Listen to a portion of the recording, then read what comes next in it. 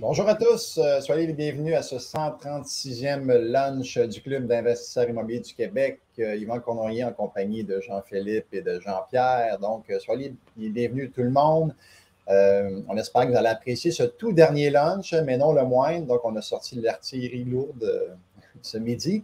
Et on serait curieux de voir de quelle région vous êtes et si c'est votre premier lunch ou non. Donc, dans le chat, on peut se manifester. On va faire un petit sondage sous la supervision Cournoyer, Claude et Dussault. On va compiler les statistiques après.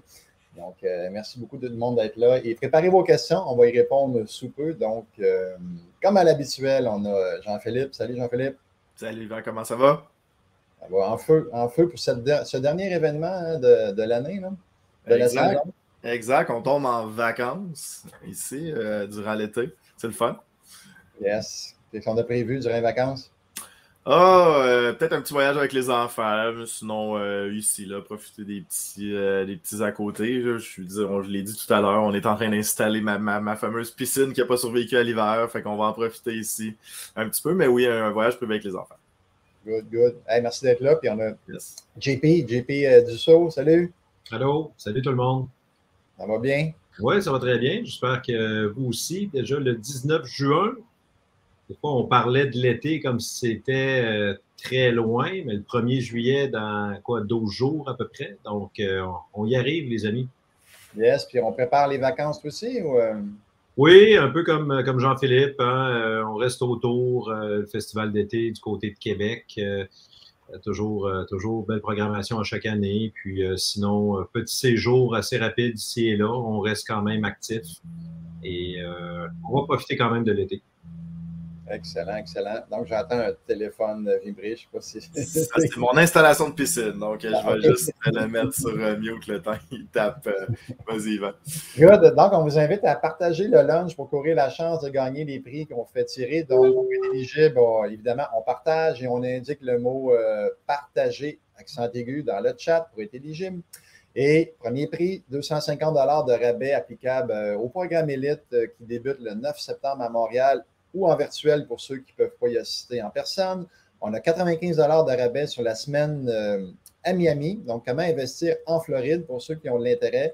Ça se passe du 26 novembre au 3 décembre prochain. Donc, une belle semaine qu'on va vivre ensemble pour ceux qui vont y participer. Et une formation gratuite qui va être donnée par Jean-Philippe sur les freelancers. Et justement, peut-être que Jean-Philippe, tu pourrais nous glisser un mot sur cette formation-là. De quoi qu'il en retourne, des freelancers? Absolument, ben oui, les freelances, en fait, qui sont des pigistes en bon français, là, qui travaillent à la pige. Donc, qu'est-ce qu'on peut faire, en fait, c'est qu'on peut leur offrir un paquet de contrats différents, que ce soit des tâches à bas rendement, que ce soit des tâches à plus grande utilité, en fait, là. Donc, on peut déléguer ça. Puis, en fait, le site que je présente dans la présentation, qui est Upwork, en fait, une panoplie de freelance à travers le monde. Je pense qu'il y en a 100 000 qui travaillent. Donc, ça va du MBA à 250 pièces de l'heure à la personne, peu importe dans quel pays d'Asie qui va travailler à 5, 7, 10 $ de l'heure, qui va faire des travaux répétitifs. Donc, on a toute cette panoplie de gens-là qui travaillent. Une formation que je donne depuis quelques temps au club qui est toujours fort appréciée, là, qui permet de décupler le temps. Donc, le temps, on en a juste 24 heures. Donc, ça permet de travailler plus efficacement. Ça permet de travailler 24 sur 24, 7 sur 7, parce qu'ils n'ont pas le même fuseau horaire que nous. Donc, on peut donner des tâches le soir et quand on se réveille le lendemain, les tâches sont faites. C'est magique. C'est magique. En fait, j'avais appris cette technique-là, cette façon de travailler là aux États-Unis dans des conférences. Puis il y a des gens qui bâtissent des systèmes complets avec ça. C'est complètement fou. Donc, vraiment intéressant d'avoir tous ces gens-là qui travaillent pour nous. Puis effectivement, dans le décalage horaire, on envoie la tâche le soir. Le lendemain matin, elle est prête. Voilà. Donc, souvent, les gens rentrent dans le cours en conception qu'on va réduire les petites tâches quotidiennes qui sont à basse valeur, mais il y a aussi tout le reste, là. Et imaginez travailler, je ne sais pas, tous les terrains de votre ville, puis vérifier tous les terrains qui sont subdivisibles à l'intérieur de votre ville. C'est un travail colossal à faire nous-mêmes, mais un freelance pourrait le faire pour quelques centaines de dollars, puis avoir toute cette information-là dans une base de données Excel, par exemple. C'est le genre de choses qu'on peut faire avec les freelances. Excellent, excellent. Hey, je ne m'y fais pas tes lunettes. J'ai décidé d'y aller sérieux. Là. C'est pas encore les vacances, donc j'y vais sérieux, mais je peux les enlever. Ouais. Besoin. Voilà. Good. Est-ce que Jean-Pierre, il y a des gens qui se sont manifestés dans le chat avec des questions? Oui, il y en a quelques-unes, absolument. On essaie toujours que les questions rejoignent le plus de gens possible, s'il vous plaît. Si c'est pour des situations particulières, on offre des services d'accompagnement privé. Mais sinon, là, si on voit que la question peut susciter là, beaucoup d'intérêt, que ça rejoint les gens davantage, bien, on en discute ensemble ce midi. J'essaie de voir. Pendant que tu cherches, juste vous rappeler d'être assez succinct et concis dans vos questions parce qu'on les affiche à l'écran. Puis c'est aussi des fois un petit défi de lire tout ça quand c'est un gros texte. Et donc, on y va assez bref, s'il vous plaît, dans les questions. Peut-être la question à 17 de Adam Dimitri, puisqu'on est à l'aube de la saison en location court terme, hébergement touristique. Donc, Adam qui nous dit « Je peux faire la demande de location court terme de notre chalet en attendant de finir des travaux à l'intérieur. Comment se déroule la visite de l'agent du gouvernement, CITQ, les choses qui vérifient? » Bien, on prend pour acquis, Adam, lorsque tu dis « je peux faire la demande », c'est que le zonage l'autorise. Donc, c'est la première chose à vérifier. Donc, si c'est autorisé, absolument, oui, la demande de permis au ministère du Tourisme, donc l'attestation, la certification CITQ, qui sera nécessaire aussi. Hein, vous le savez, maintenant, Airbnb a resserré les règles. Remarquez, il y a d'autres sites aussi où annoncer. Évidemment, il y aura les taxes TPS, TVQ également. Il faut s'inscrire. Donc, quand même, plusieurs choses à vérifier. Si on loue en bas de 31 jours, donc ce qu'on appelle de l'hébergement touristique. Sinon, à plus de 31 jours, ben, c'est le bail de la régie et il n'y a pas de certification, il n'y a pas de numéro de taxe à demander, il n'y a pas de zonage à vérifier. C'est de la location qui rentre de moins de 12 mois, finalement, là, selon les règles du TAL. Messieurs? Parfait. Moi, j'ai rien ajouté là-dessus. Non, je moi suis non spécialiste du CITQ et tout ça. Donc, merci, Jean-Pierre. Il y avait Hélène Larose à midi 4, une habituée hein, sur les 136 lunchs immobiliers. D'après moi, Hélène en doit en avoir 130 facilement. Donc, Hélène, il y a un triplex en vente qui n'ont pas de 5 logements, 4 compteurs électriques. Que faut-il comprendre? Quoi vérifier? Il y a une grosse lumière rouge qui apparaît ici, là, Hélène. Il y a plein de problèmes possibles. Mais principalement, en fait, c'est la ville. Il faut aller voir la ville, dire, écoutez, moi, je m'apprête à acheter ça. Il y a 5 logements à l'intérieur. C'est quoi que vous avez comme... c'est quoi qu'il y a dans la grille des spécifications? En fait, c'est quoi qu'il y a dans la fiche aussi de la propriété? Donc, s'il y a 3 logements puis il y a une possibilité d'en avoir 5 dans la grille des spécifications, si le zonage le permet, on peut régulariser ça. Mais c'est vraiment d'aller voir à la ville le nombre de logements qui est enregistré sur cette propriété-là, parce que le nombre de compteurs d'Hydro n'a pas tellement d'impact. Hydro va venir selon les demandes. Hydro n'est pas là pour faire la vérification du nombre de logements. Donc, tout ça, je discarterais ça. Mais c'est vraiment au niveau de la ville, des autorisations, parce que là, on pourrait carrément perdre les 2 autres revenus. Donc, argument de négociation, si c'est possible de les régulariser, bien, de faire le travail de votre côté, puis d'aller chercher cette plus-value-là de 5 logements versus 3 logements à la ville. J'ajouterais aussi de ne pas se fier au compte de taxes parce que souvent, ils ne se parlent pas, la taxation, les zonages et tout ça. Donc, on peut avoir un 5 logements sur notre compte de taxes. Ça ne veut pas dire que c'est permis pour autant. Et moi, je me souviens d'avoir accompagné quelqu'un dans le coaching, ça fait longtemps. Il voulait acheter un 5 logements à Joliette et c'était zoné 4. Et s'il avait acheté cet immeuble-là, il aurait dû défaire son 5e logement, perdre son revenu. Donc, soyez vigilants et, comme j'ai dit, vérifiez le zonage et pas juste se fier au compte de taxes. Puis les villes se dégagent de cette erreur-là, entre guillemets. Essayez pas de démontrer que c'est un droit acquis parce que ça a été, parce que c'est pas la même information du côté du service d'évaluation, exemple, puis de la taxation, enfin. Des fois, c'est difficile, puis des permis, là, selon ce qui est autorisé. Enfin, ils vont se protéger, puis c'est vous qui allez avoir le fardeau de la preuve. On a Maxime Potvin qui fait juste renchérir sur la question d'Adam. Il dit oui, commence tes démarches le plus tôt possible auprès de la CITQ. Prévoir un délai de 2 semaines à 1 mois avant d'obtenir ton numéro d'attestation CITQ. Donc, voilà. Maxime, on est dans les délais CHL rendus là aussi. Hein? Je sais pas s'il y en a qui ont envoyé en passant un petit parenthèse bonne pour tous les investisseurs. Là. Le 18 juin, soit hier, les primes des programmes APH Select montaient. Donc, tout le monde a envoyé ses dossiers en même temps. Et là, on parle d'un délai CHL là, pour votre information, tout le monde d'au moins 3 mois. Et 3 mois, je suis conservateur.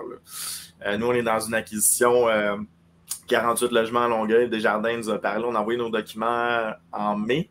On parle d'une approbation hypothécaire en octobre en ce moment.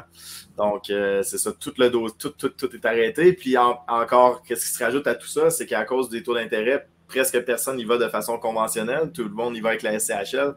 Donc, tous les financements sont rentrés en plus des changements de primes. Donc, voilà, imaginez que c'est ça d'épais sur les bureaux des souscripteurs. Fait que, message d'intérêt général, si jamais vous faites une promesse d'achat, vous voulez acheter un bâtiment avec SCHL, 3 à 4 mois facilement avant d'avoir quoi que ce soit de la SCHL ces temps-ci.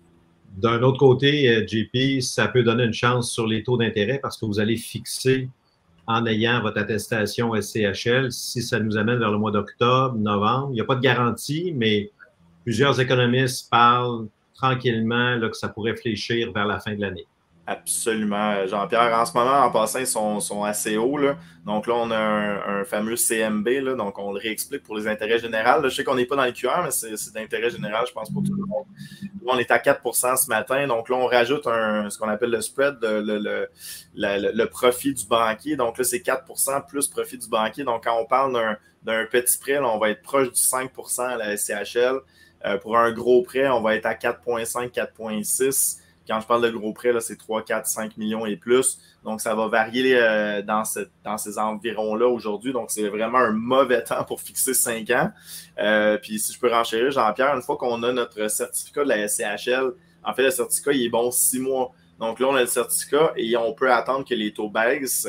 Et une fois que le taux baisse, après 2, 3, 4 mois, on peut décider d'appliquer notre certificat SCHL au nouveau taux. Et nouvelle règle à la SCHL, on a fait ça beaucoup dans la dernière année. On demandait à la SCHL de fixer un taux dès qu'il y avait une baisse. On refixait. Maintenant, c'est qu'une seule fois. Donc, ne manquez pas votre chance. Donc, le certificat a été mis à un certain taux d'intérêt. Les taux d'intérêt baissent. Vous décidez d'y aller. On requalifie le certificat et c'est fini après. Donc, on a une chance à l'intérieur de ces 6 mois-là pour requalifier le taux. Très bon. Du gros stock, beaucoup d'informations. Du gros stock à midi. Yes. Voilà. Super. Est-ce qu'on y va, Yvan, avec quelques annonces? Oui, on peut y aller. Ça va laisser la chance aux gens de se manifester dans les questions. Puis on va enchaîner avec Louis-Olivier par la suite. Il y a 3 questions. On ne les prendra peut-être pas les 3 tout de suite, mais on aura ça en banque si jamais il en manque. Oui, il y en a une qui est bonne, là, particulièrement là-dedans. Super. Donc, au niveau des annonces, les amis, on en a parlé en direct du 4 juillet prochain. Donc, dans un peu plus de 2 semaines, travailler 24/7 grâce aux freelancers. Jean-Philippe en a parlé il y a quelques instants. Donc, comment optimiser votre temps et identifier des tâches à faible valeur pour vous, mais qui en auraient une grande au niveau du résultat.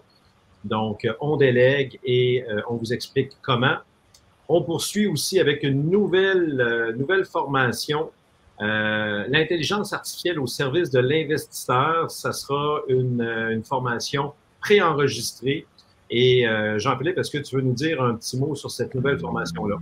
Oui, exact. Donc, vous savez que l'intelligence artificielle prend de plus en plus de place avec ChatGPT qui est devenu la norme partout. Donc là, on parle en fait de toute cette intelligence artificielle-là, comment on pourrait le transformer pour l'investisseur immobilier. Fait qu'on couvre en fait des négociations. ChatGPT peut nous donner des trucs en négociation. Les réponses aux locataires. Donc, on parle aussi des plugins qui vont dans Outlook ou dans Gmail qui peuvent nous créer des réponses automatiques au niveau des locataires. Qu'est-ce qu'on parle d'autre? On parle d'écriture de logement, d'annonce, comment bien structurer aussi ChatGPT, comment générer une bonne annonce de logement, des lettres de prospection. Donc, on couvre tout ça. mais aussi bien de structurer, parce que ChatGPT, on peut rentrer de la poubelle et recevoir de la poubelle. Donc, il faut vraiment bien structurer nos demandes et on passe un certain temps là-dessus aussi, mais j'ai eu tellement de plaisir à faire cette formation-là. Faire chercher le code civil, quel est l'article du code civil relié au serrure d'un logement? Pourrais-tu m'écrire une réponse au locataire, par exemple, qui a changé sa serrure sans autorisation en citant l'article du code civil?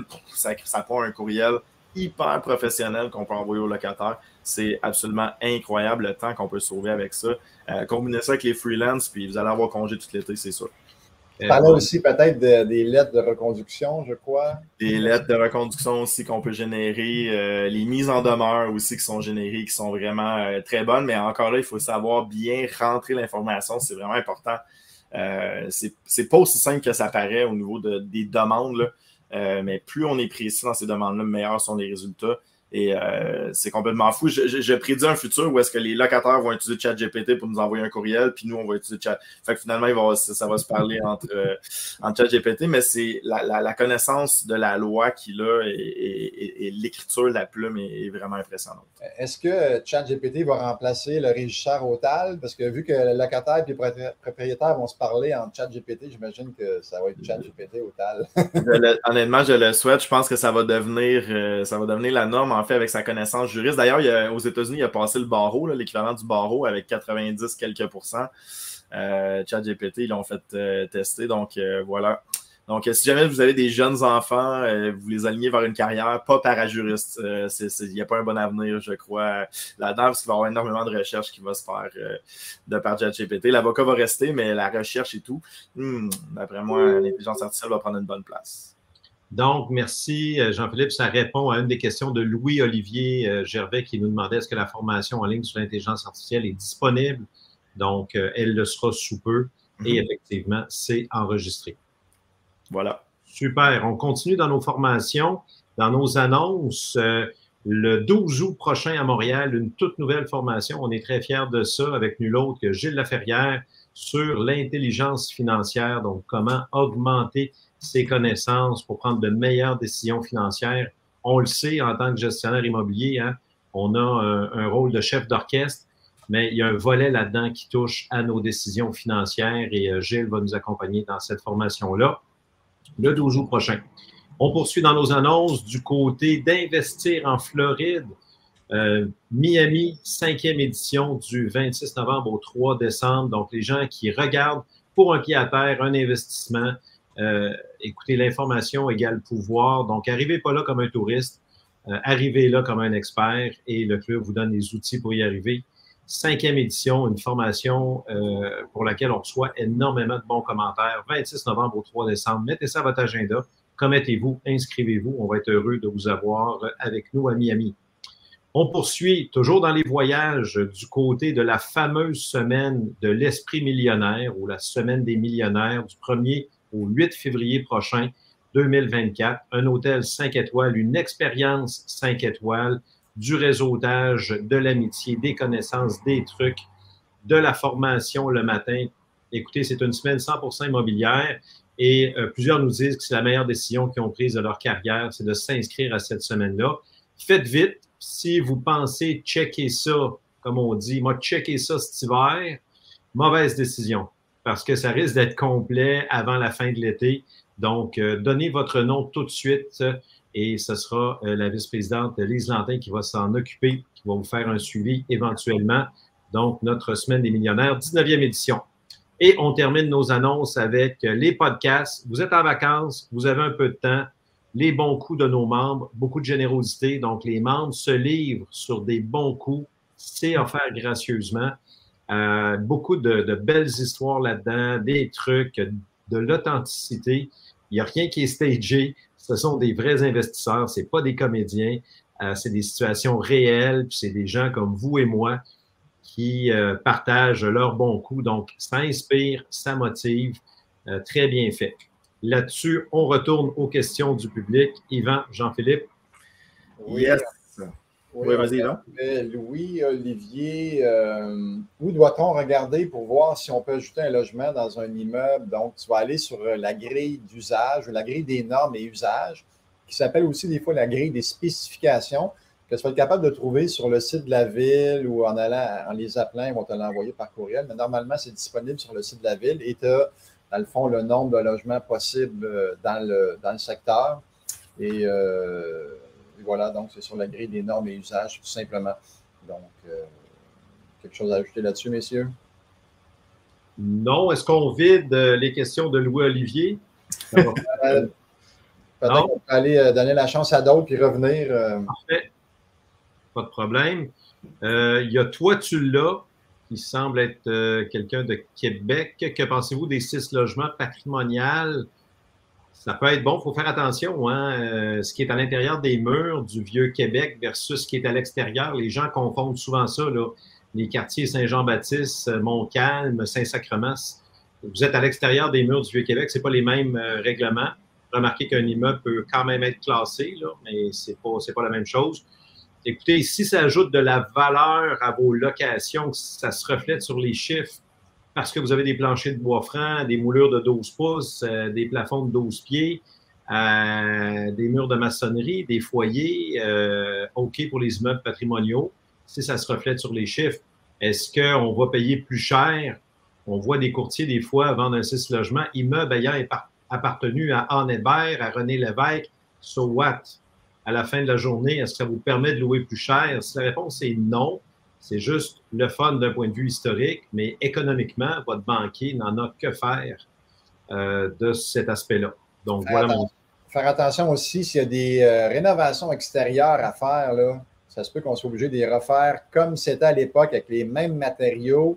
Ça peut être très, très dispendieux. Donc, soyez vigilants s'il y a des parements extérieurs, des fenêtres à changer, des trucs en fer forgé. Ça peut être dispendieux de ramener ça comme c'était à l'époque. Et ce n'est pas tout le monde, tous les entrepreneurs qui vont être aptes à refaire ça comme c'était à l'origine. En contrepartie, il peut y avoir des programmes, donc division des programmes des villes au niveau subvention à l'habitation. Donc, oui, il y a des règles à respecter, mais si vous faites des choses correctement, demande de permis, soumission, approbation, tout ça, il peut y avoir des bons sous à aller chercher quand même pour justement respecter le patrimoine. On sait que ça coûte plus cher. Donc, certaines villes offrent, selon les arrondissements, offrent des programmes quand même intéressants. Good. Vous me permettez en général d'aller faire cet exercice-là pour les subventions. Hein? Donc, on parle de patrimoine, là, mais par exemple, à Saint-Hyacinthe, nous, on n'était pas loin du marché public. C'était pas patrimonial, mais on offrait 50% de l'argent qu'on injectait sur la façade, fenêtre comprise. Donc, rejoindement de briques, fenêtres, on remboursait 50% jusqu'à concurrence de 50 000, imaginez. Tout ça disponible. Donc, juste comme ce petit exercice-là, moi, j'ai fait ça aussi à Montréal.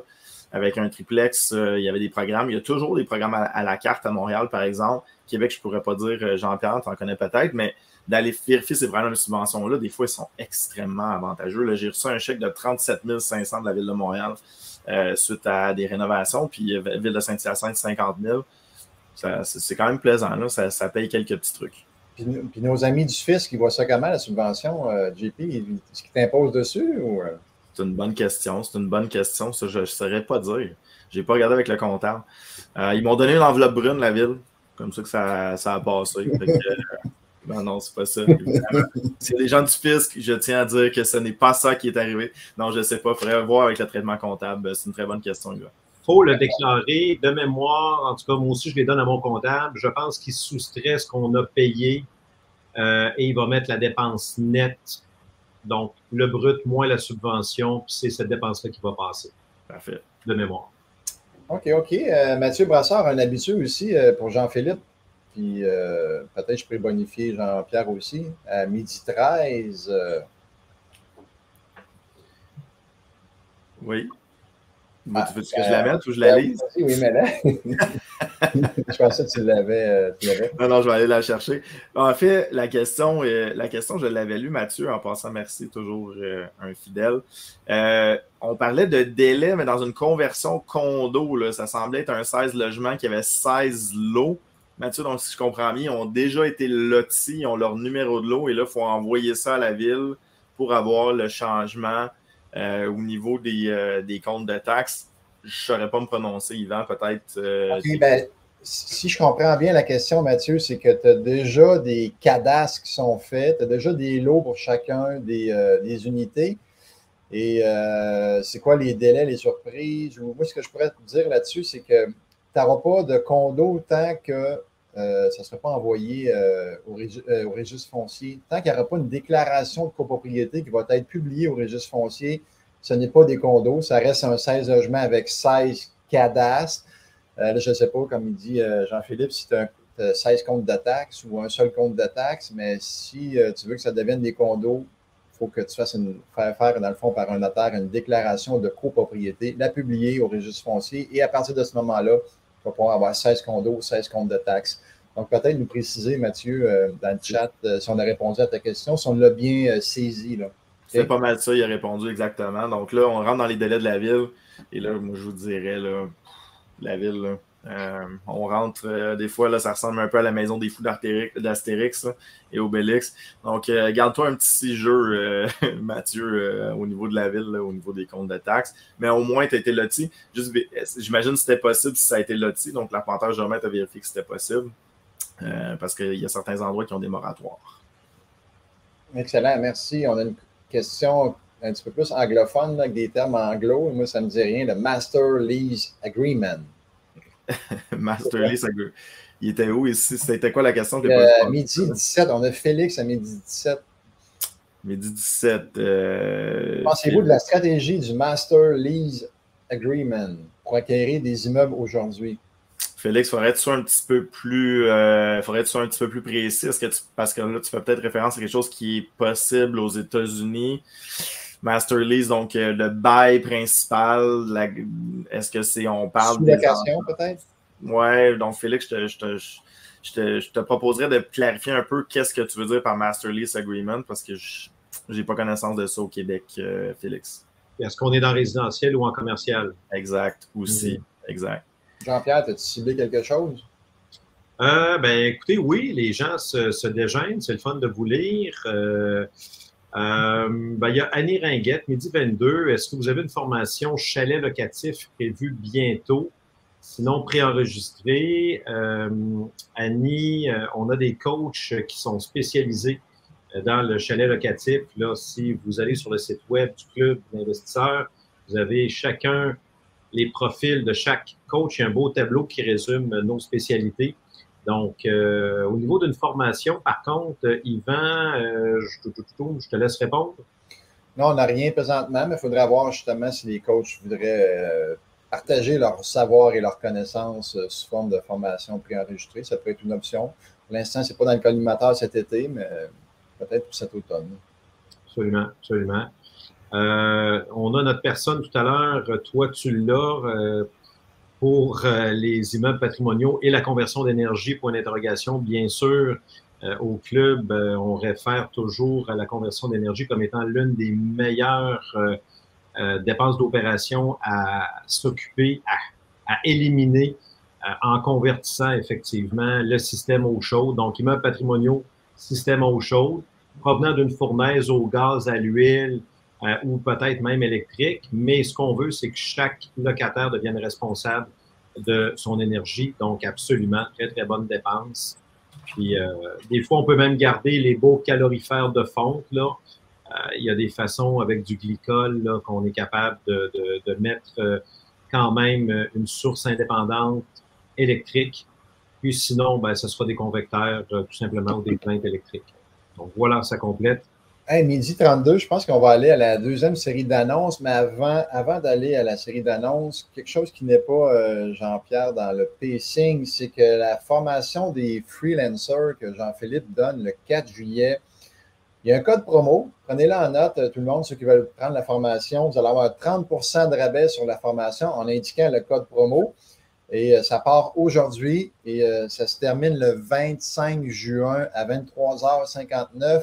Et on peut écrire dans le chat, le code, c'est FREE, en anglais, F-R-E-E, GP. Oh, ben, tabarnouche. Free, GP gratuit. GP gratuit. Ouais. Pas gratuit, 30 de rabais. Il est dans les commentaires également. Donc, Free GP. Et voilà, ceux qui veulent avoir un petit rabais de 30 quand même, c'est c'est bien pris. Et c'est disponible jusqu'au 25 juin prochain. Et voilà, peut-être des petites annonces, Jean-Pierre. Après, on va passer des questions. Oui, n'oubliez pas de partager et indiquer partager dans le chat pour être admissible à l'un de nos 3 prix qu'on va faire tirer un petit peu plus tard, dans 10-15 minutes environ.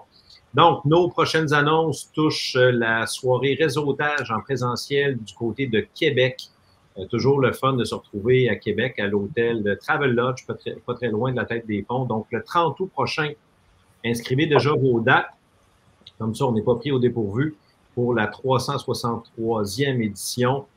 Toujours très intéressant de se revoir en personne. Ça fait tellement du bien. Donc, le 30 août prochain du côté de Québec et du côté de Montréal en présentiel le 5 septembre prochain pour la 364e édition. Donc, le 5 septembre prochain, les gens de Montréal à mettre à votre agenda. Et on accueille des gens de Montréal à Québec et des gens de Québec à Montréal. Gênez-vous pas. C'est toujours aussi le fun de rencontrer d'autres investisseurs ailleurs, de voir d'autres dynamiques. Du côté de Québec, on est très recevant. Ça nous fait plaisir de vous accueillir. Je suis convaincu que c'est la même chose à Montréal. OK, on poursuit en virtuel. Les gens qui sont à l'extérieur, des fois à l'extérieur du pays, en région, on a poursuivi la formule des soirées en virtuel, nos soirées avec des experts. Donc, on a une dizaine d'ateliers à vous offrir avec des sujets très précis. 2 ateliers de 30 minutes. On va en sous-groupe et on se retrouve pour explorer ces sujets-là le 13 septembre prochain pour la 32e édition de soirée avec nos salons d'experts. On poursuit avec le groupe des femmes en immobilier, une initiative de Lise Lantin, notre vice-présidente. Ça doit faire 2 ans environ. Ça va très bien, au-dessus de 2000 personnes qui en font partie et avec des activités, du réseautage propre aux femmes qui ont pris une place importante en investissement immobilier. On en est ravis. Donc, joignez-vous, mesdames, à ce groupe-là. Beaucoup de partages et de très bons commentaires. On poursuit avec notre boutique de livres. On est à l'aube de l'été, donc faites-vous plaisir, aidez des gens autour de vous, éduquez-les, commandez de nos titres qui sont vendus à plus de 125 000 exemplaires. Il y a du très bon stock là-dedans. Écoutez, je ne veux pas les nommer, les titres, parce qu'ils sont tous aussi bons, mais commandez-en quelques-uns. Faites des cadeaux ou laissez-les dans votre bibliothèque. Puis là, une belle journée, j'en prends un, vous le tirez, vous l'avez sous la main. Toujours plus facile quand on provoque les choses de cette façon-là. Et on termine nos annonces avec le programme Élite, le fameux coaching mentorat du club, le 9 septembre prochain du côté de Montréal. Et on l'offre aussi en virtuel. Donc, les gens qui veulent commencer le programme Élite, qui ne sont pas à Montréal, qui ne peuvent pas se déplacer, bien, vous allez pouvoir commencer la cohorte en virtuel également. Donc, le 9 septembre prochain, la table d'hôtes la plus complète dans le domaine de l'immobilier. Voilà, on retourne aux questions, les amis. Peut-être une petite bonification que je me permets sur les livres. Souvent, les gens ne le savent pas, mais à la fin du livre, il y a un laissez-passer qu'on peut détacher pour venir aux événements de réseautage qui coûtent 30 $. Donc, on achète un livre à 25 $, on détache la dernière page, puis on vient au prochain événement de réseautage. Et là, on achète un autre livre qu'on va se servir pour le prochain événement de réseautage et ainsi de suite. Fait qu'il y a des gens qui utilisent cette stratégie-là pour venir gratuitement aux événements en achetant des livres à chaque mois. Excellent. Il y avait une question, mais avant, une petite blague de François Gagnon qui riait du code promo. Il dit « Libérer JP ». Ça ressemble à quasiment un code de Amnesty International, hein, « Free JP », donc on libère ses pensées. Voilà, ça faisait bien rire.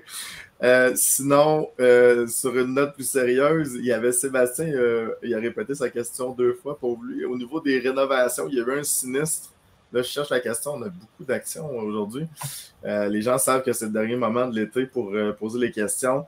Bref, j'ai allé de mémoire, Sébastien a eu un sinistre. Il a fait des rénovations, puis il demandait la question que tous les propriétaires se posent. On fait des grosses rénovations, surtout sur un sinistre, sûrement. Et est-ce qu'on doit se fier à la grille du TAL? Malheureusement, oui, Sébastien. Donc, c'est la grille du TAL. Par contre, c'est sûr que ça a office devant le tribunal administratif du logement. Ça a office, je ne veux pas utiliser le terme légaux mélangé, là, mais effectivement, on est obligé de suivre cette grille-là. Mais sinon, il n'y a rien qui t'empêche d'avoir une entente avec le locataire dès le départ. C'est ce qu'on suggère fortement. Donc, s'il y a litige, la grille du TAL va prévaloir, c'est ça le terme que je voulais utiliser, si vous allez devant un régisseur. Par contre, il n'y a rien qui vous empêche de vous entendre. Même chose quand on renouvelle un bail. Il n'y a rien qui vous empêche de vous entendre à l'amiable précédemment. Donc voilà, c'était la question de Sébastien. Messieurs experts en gestion, vous voulez peut-être bonifier quelque chose? Moi, je laisserai Sébastien, que je salue, je laisserai au marché. Et ensuite, je verrai comment, un peu pour enchaîner sur ce que Jean-Philippe disait, comment on va s'entendre, parce que on le sait, la grille du TAL n'est pas nécessairement super avantageuse. Donc, est-ce qu'on peut remettre ce loyer-là au marché? Si c'est le même locataire, est-ce qu'on peut s'entendre à un meilleur prix? Et là, ben, s'il y a litige, ultimement, si la personne ne veut pas négocier, c'est toujours le fun quand au moins chaque partie fait un bout de chemin. Mais si tu as affaire vraiment avec quelqu'un complètement bloqué, puis qui veut aller jusqu'au bout, puis qui s'en tient à la loi, ben là, oui, ça va être le calcul du TAL. Puis sinon, bon, on va aller en fixation de loyer. Mais je t'encourage, Sébastien, à essayer de négocier la meilleure valeur possible compte tenu de la qualité des travaux qui auront été faits. Super. Félix, il nous est revenu, si tu permets, Yvan, Félix est revenu parce qu'il y a Option qui est en fait un contrat d'option d'achat. Félix, désolé, je ne connaissais pas le terme. Oui, ça se fait ici.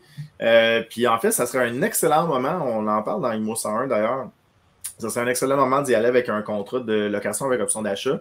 Les taux d'intérêt sont élevés, donc on loue le bâtiment, on peut louer une unité, on peut louer une maison, on peut louer aussi un bâtiment de plusieurs unités. On peut faire un contrat de location avec option d'achat, donc on détermine déjà le prix d'achat, on loue, on peut faire notre optimisation en attendant, là, faites attention d'avoir un bon contrat.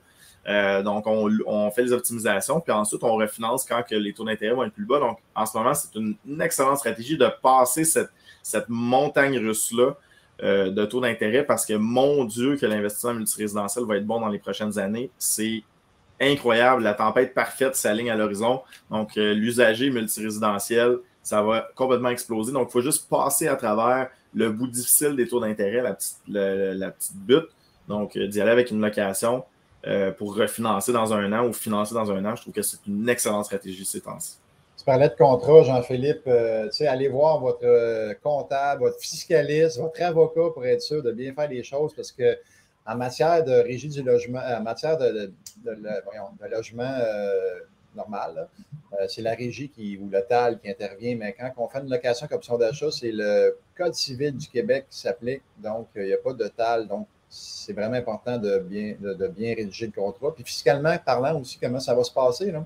Tu sais, s'il y a des dépôts qui sont donnés, qui vont servir comme mise de fonds éventuelle, ça va être traité comment fiscalement parlant? Ça va être un revenu, pas un revenu, ou c'est un dépôt client? Bref, comptable, fiscaliste et avocat à rentrer dans le décor pour ce genre de transaction-là. Jean-Pierre? Oui, super. Ben, peut-être une question qui peut servir aux gens, là, peut-être qui débutent. On nous demande si c'est une bonne idée. Alex Vadnet, midi 35, que pensez-vous de la conversion d'un sous-sol en bachelor et de l'ajout de bâtiments complémentaires? 2 volets à la question, 2 réponses. Utiliser l'espace existant dans la coquille, bravo. Un bachelor au sous-sol, il y a des gens qui recherchent des maisons unifamiliales avec des entrées indépendantes sur le côté ou à l'arrière. Et souvent, le zonage va permettre de 1 à 2 logements. Donc, on passe de maison familiale à duplex. Il y en a qui ne le demandent pas non plus. Faites ce que vous voulez. Mais de louer de l'espace inutilisé ou si les enfants quittent la maison, de louer le sous-sol, c'est génial. Il y en a qui vont subdiviser le sous-sol en chambres. Chambre pour travailleurs, chambre pour étudiants, étudiantes. Dans les secteurs, si vous êtes près d'université, de cégep. Donc, absolument très brillant. Par contre, là où j'ai un bémol, c'est l'ajout de bâtiments complémentaires. Fais bien tes calculs, Alex, parce que souvent, de construire pour ajouter des espaces, l'enjeu, ça coûte trop cher. Donc, l'enjeu ne vaut pas la peine, on ne le récupère pas nécessairement. Donc, fais bien tes calculs. On a vu des gens là, construire des annexes, faire passer un 3,5 à un 5,5 au prix que ça coûte, jamais qu'ils l'ont récupéré. Donc, j'aime beaucoup exploiter l'espace intérieur existant d'un immeuble. Vous achetez, il y a un sous-sol, on fait 2 studios si c'est possible, on fait des lockers, peu importe, on reste dans la coquille. Ça, c'est rentable. Mais des fois, de construire des annexes ou des rajouts, je vais vous dire, plus difficile. Ça permet de bonification, Jean-Pierre. Ce qui est intéressant, par exemple, on a un duplex, puis on rajoute un bachelor. La SCHL va le considérer souvent comme un duplex et non comme un triplex. Donc, on va être capable de le financer qu'un 5 même si on a 3 revenus, parce que normalement, un prêt assuré SCHL, quand c'est un triplex, c'est 10 Fait que des fois, de rajouter un bachelor, ça nous permet de garder les normes de la SCHL comme si c'était un 2 au lieu d'être un 3 dans mon exemple. Donc, ça peut être intéressant.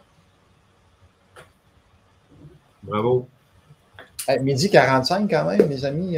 Oui. On en prend un ou deux encore, puis après, on va devoir conclure. Parfait, parfait. Jean-Philippe, as-tu repéré quelque chose dans nos questions? Je passais au niveau. Bah, en fait, il y avait Hugo, mais ça, je le laisserai plus à les experts en gestion qui ont écrit un merveilleux livre sur la gestion. Jean-Pierre, tu es trop modeste, tu n'as pas voulu le dire tout à l'heure, mais vous avez coécrit un livre, toi et Yvan et Gilles également, sur la gestion immobilière. Livre qu'on m'a parlé à maintes reprises, comme quoi que c'était vraiment une bible sur la gestion. Donc, je te le dis, tu as été trop honnête, mais humble plutôt pour le nommer dans la panoplie de livres, mais félicitations, mais très beau livre. Donc, il y avait juste Hugo qui avait une question sur les recours entre 2 locataires qui se disputent. Je ne sais pas si tu avais quelque chose à bonifier là-dessus, Jean-Pierre. Aïe, aïe, aïe. C'est difficile. 2 locataires qui sont en guerre ouverte l'un contre l'autre, est-ce qu'on est relié à ça en tant que propriétaire? C'est sûr que ça peut affecter l'immeuble, ça peut affecter la quiétude, tout ça. Moi, si tel est le cas, j'essaierais de voir de quelle façon de mettre un terme à ça avec un des deux qui quitte, à moins que l'autre soit chicanier et reprenne des chicanes avec d'autres locataires. Mais j'essaierais probablement de séparer ces 2 locataires-là en invitant un des deux à quitter, à trouver une entente avec lui pour rétablir un climat harmonieux dans l'immeuble. Mais sinon, si ça dégénère, c'est la police, les amis, là. C'est pas souhaitable. C'est pas souhaitable. J'essaierais probablement de séparer les locataires le plus possible. Conseil aussi, Jean-Philippe, tu vas bonifier par la suite, mais essayez pas de jouer au médiateur, puis prendre la part d'un, puis que laissez-les chicaner entre eux, puis régler leurs problèmes, mais si ça, évidemment, ça ne se règle pas comme dit Jean-Pierre, ou peut-être la police. Et peut-être aussi, dans le sens qu'ils vont peut-être nuire à la jouissance des lieux de d'autres locataires, qui vont peut-être faire des plaintes totales, comme quoi qu'il y a une perte de jouissance. Donc, tardez pas trop pour intervenir, parce que ça peut dégénérer, puis faire fuir, dans le fond, vos bons locataires à cause qu'il y a une ou deux pommes pourrites. Donc, tardez pas à réagir, et voilà. Jean-Philippe, tu avais quelque chose? En fait, c'est juste peut-être une bonne occasion d'offrir de briser le bail, en fait, d'offrir des dépenses. Si c'est un logement à rénover, ben, on vous offre gratuitement de pouvoir quitter. Donc, les 2 personnes quittent et ça permet d'avoir un logement à rénover, tout simplement. 2 logements à rénover, oui. C'est bon. C'est 2, OK, c'est 2 locataires, ben ouais, 2 logements. J'imagine que c'est 2 logements. Moi, je l'ai vu comme 2 logements séparés qui chicanent. Là. Mais c'est peut-être aussi 2 locataires dans le même logement aussi. Dans les 2 cas, ça fait des logements à rénover. Tout à fait, tout à fait. Puis peut-être une dernière qui touche l'investissement immobilier en général. Roger Boustany à 12h27. C'est une vaste question, mais bon, on va tenter d'y répondre du mieux possible.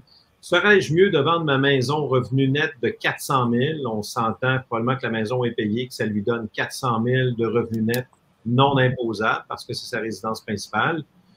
Louer un logement et investir la balance dans l'immobilier ou encore de la garder mais prendre un prêt contre de l'équité, donc un genre de refinancement ou une marge de crédit hypothécaire, ou encore, j'ai rien compris sur l'investissement immobilier. On te rassure, Roger, pas du tout. Ce sont d'excellentes questions, très intelligentes. Le but, c'est de faire travailler notre argent du mieux possible, qu'elle nous rapporte le plus possible. Dans un marché haussier comme en ce moment, il y en a effectivement qui ont vendu pour aller en location. Donc, ils ont vendu très haut en ne rachetant pas très haut. Donc, en allant en location, ils ont comme cassé le cycle et ils ont encaissé. Ils ont placé là où ils le voulaient. Il y en a qui ont gardé cet argent-là disponible. Donc, si tu trouves une bonne occasion en immobilier et que tu fais plus de rendement, oui, prends-la, tout à fait. Ou encore de la garder, mais prendre un prêt contre de l'équité. Ça peut être une autre option. L'avantage d'une marge de crédit hypothécaire serait que tu payes pour ce que tu utilises. Donc, si tu prends une marge de crédit hypothécaire à 80% de la valeur, mettons, ils vont te prêter, admettons si elle vaut vraiment 400, tu vas aller chercher un 320 000 dessus, tout dépendant encore une fois des taux d'intérêt, mais tu paierais pour ce que tu utilises en espérant que tu investisses, évidemment, à meilleur rendement que ce que tu payes. Monsieur? Très, très bon point. Je rajouterais, si tu loues ta maison, je ne sais plus c'est qui la personne, fais évaluer par un évaluateur agréé la valeur actuelle parce que c'est pas imposable une maison qu'on habite, mais du moment qu'on la loue, il y a un changement de vocation et quand tu vas la revendre éventuellement, il va y avoir un prorata du moment où ce que tu l'as habité, ça ne sera pas imposable, puis il va y avoir aussi une portion imposable parce que tu l'as loué. Puis là, le fisc, lui, il va vouloir que ça soit évalué au plus bas possible pour aller chercher le plus d'imposition possible. Donc, pour te protéger du fisc, fais évaluer, comme ça, éventuellement, si tu te fais vérifier ou cotiser ou ils viennent te voir, tu vas avoir la preuve que ça valait, mettons, 400 000. Parce que ils vont dire que ça valait 320, puis ils vont essayer de t'imposer sur le 80 000 de différence. C'est bon? Très, très bon point. Même si tu es dans un duplex, tu habites le bas, tu quittes. Donc, ça s'applique aussi au niveau des propriétés. Moi, je l'avais fait à l'époque. Donc, faire évaluer combien vaut notre logement, partir la partie investissement versus la partie résidence principale. Très bon point. Là. Excellent. À 12h50, je pense qu'on va y aller on va poursuivre avec les tirages de nos trois prix. Puis après, on va faire le mot de la fin. Donc, et voilà notre sélecteur, comme dit si bien Jean-Pierre quand c'est lui qui anime, notre sélecteur, et il va nous choisir un premier gagnant qui se mérite 250 $ applicables au coaching, au programme Élite qui débute le 9 septembre prochain à Montréal ou en virtuel. Et c'est toi, tu l'as. Donc, félicitations. Tu peux réclamer ton prix en contactant Julie au bureau. En allant dans le chat, on va mettre le lien pour pouvoir la contacter par courriel. Deuxième prix, c'est 95 $ applicable à la semaine en Floride, donc qui a lieu du 26 novembre au 3 décembre prochain. Et c'est Bribourg Immeuble. Félicitations, Bribourg. Et troisième prix, une formation gratuite sur les freelancers donnée par Jean-Philippe le 4 juillet prochain. Et le gagnant ou la gagnante est Laxmi Inès Kadia. Désolé si j'ai un peu massacré ton nom. Désolé, Inès. Donc, félicitations à nos trois gagnants-gagnantes. Et voilà, les amis. Super là, c'est quand même beaucoup de stock. On aurait pu continuer encore avec quelques questions, je présume, mais on va mettre un terme. Moi, je dois quitter à 1h et les petits mots de la fin et tout ça. Donc, peut-être, Jean-Philippe? Hey, ça a été un plaisir d'animer cette saison. Encore, en plus, on finit avec les gros canons. Ça fait vraiment plaisir. Rester actif pendant l'été, parmi les plus grosses transactions, je pense que Jacques l'avait dit même l'été passé, dans ses plus grosses transactions, ils avaient fait durant l'été. Pourquoi? Parce qu'il y a beaucoup d'investisseurs qui sont au repos, mais les immeubles à vendre restent disponibles. Donc, moins de compétition, plus belle place. Petit conseil, allez voir dans les immeubles, ça fait longtemps qu'ils sont affichés, ils n'ont pas été vendus, pas juste de la nouveauté. Essayez de tirer des lignes à l'eau. Il y a des balances de vente qui se font ces temps-ci. Location avec option d'achat, Félix, c'est une super bonne stratégie aussi. De mettre le vendeur aussi partenaire lors de l'acquisition, ça peut se faire aussi dans certaines conditions, mais restez actif. Et je vous dis, la tempête parfaite s'en vient pour le multilogement usagé. Le prix qu'on paye versus les nouvelles constructions, c'est vraiment dérisoire. L'augmentation de la SCHL prévoit 10 % par année pendant les 3 prochaines années. Il manque de logements. Donc, s'il vous plaît, l'usager, allez-y, faites des belles rénovations. C'est une classe d'actifs qui va exploser dans les prochaines années. Il faut juste jouer un petit peu avec le taux d'intérêt qui est plus désagréable ces temps-ci, mais ça va se placer une fois que l'inflation va se placer. Donc, restez actifs. S'il vous plaît, prenez des belles actions durant cet été. Durant l'été, je vous laisserai là-dessus. Voilà. Très, très bien dit. Hey, merci Jean-Philippe du temps qu'on a passé ensemble. Je vais faire le décompte, voir combien d'heures qu'on a fait ensemble dans les lunchs immobiliers. Quand même plusieurs derrière la cravate, toujours aussi intéressant et excitant de le faire avec toi. Fait que, reste là quand même, on se parle après. Yes. Jean-Pierre. Oui, bien écoutez, merci tout le monde. Merci de nous faire confiance. On le sait que le marché n'est pas facile. Jean-Philippe en a parlé. Vous allez tomber sur des beaux-frères cet été qui vont vous dire « Ouais, place plus là-dedans, suis puis ça ». Faites-vous confiance, tenez-vous avec des gens qui réussissent. Restez proche du club d'investisseurs. Nous, on favorise le succès, puis on l'encourage n'y a personne de jaloux. On est content pour vous quand on vous voit réussir. C'est que les enseignements fonctionnent et surtout, c'est que vous passez à l'action. Donc, de retour le 21 août. Merci à Yvan, merci à Lise, merci à toute l'équipe de la direction du club. Jean-Philippe, toujours un plaisir d'animer avec toi. Puis, on se dit à très bientôt. Faites de bons investissements, les amis. Hey, merci beaucoup. Donc, à bientôt. Bon été. On se revoit le 21 août. Bye.